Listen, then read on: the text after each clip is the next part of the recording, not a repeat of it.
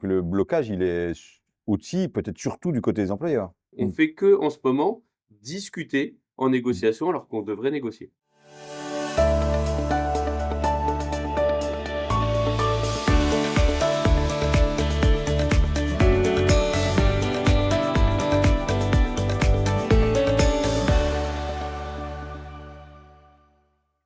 Salut Manu, C'est une Norbert. merci. On prend le temps d'un petit café pour faire un point sur la basse main.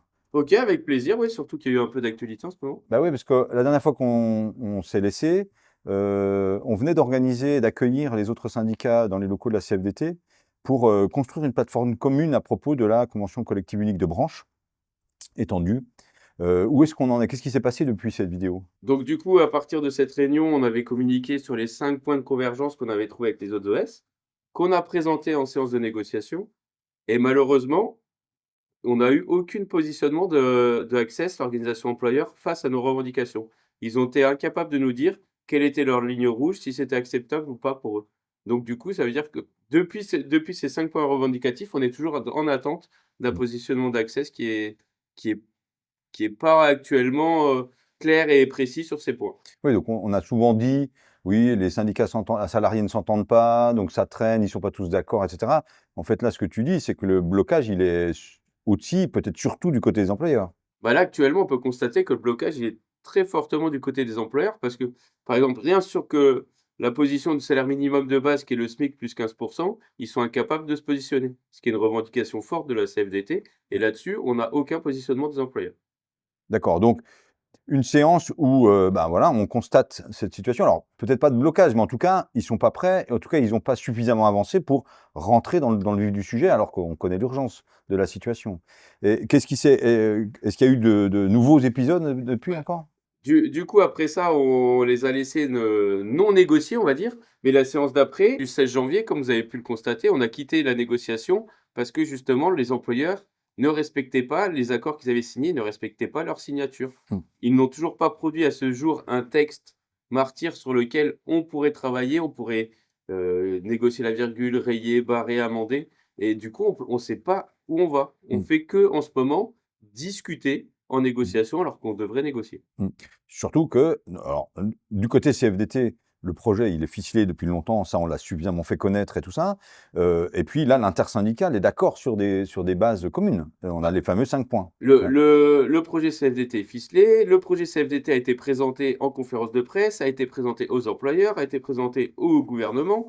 Donc là-dessus, on ne peut pas aller plus loin de ce qu'on a fait et on n'a aucune réponse des côtés des organisations patronales. Même les autres organisations syndicales ont présenté des projets. Donc du coup, les points bloquants qui sont censés être côté organisations syndicales ont tous sauté. Mmh. C'est vraiment les employeurs qui jouent pas le jeu et ce qu'on leur a appelé le 16 janvier en quittant les négos, en disant: «Vous respectez pas le calendrier d'accord de méthode, vous respectez pas vos engagements à présenter un texte martyr, donc nous, ça suffit, on s'en va». Mmh.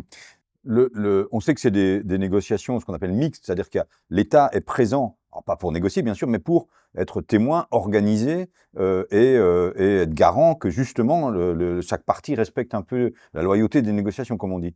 L'État, il dit quoi dans ces cas-là? Comment tu l'analyses, toi? Bah, l'État, en fait, comme tu l'as très bien dit, il est juste là pour, veiller au bon déroulement du dialogue social et donc du coup, il a aussi rappelé les employeurs à leurs responsabilités en disant: «Il y a un calendrier, si vous voulez modifier, amender ce calendrier, il faut passer par un Mmh. processus qu'on a porté aussi le 16 janvier. Il faut une décision de la CPPNI pour amender le calendrier et le Mmh modifier. mh. Parce que sans cette décision, les périodes de négociation, elles sont très claires. Mmh. Classif, REMU, durée temps de travail, on aurait dû signer un accord fin de l'année 2024.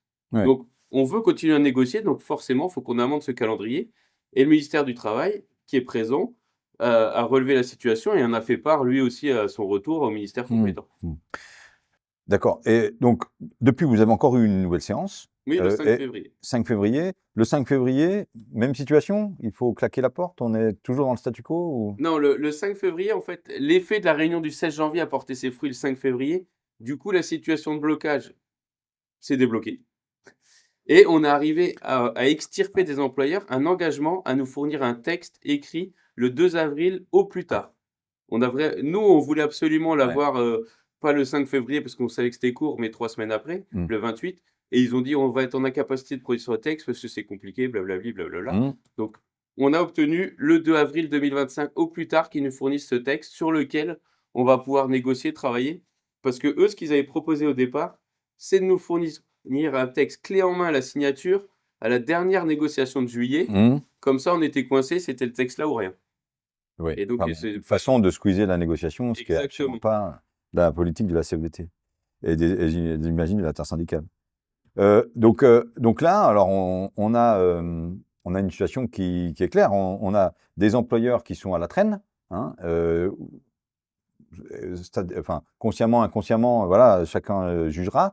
Mais on a aussi, ça y est, une date devant le ministère qui dit au maximum le 2 avril, on est en mesure d'avancer. Et là, on pourra présenter des choses dans nos futures vidéos, quoi. Donc, eh ben, on va se donner les moyens de faire savoir ça à tout le monde, hein.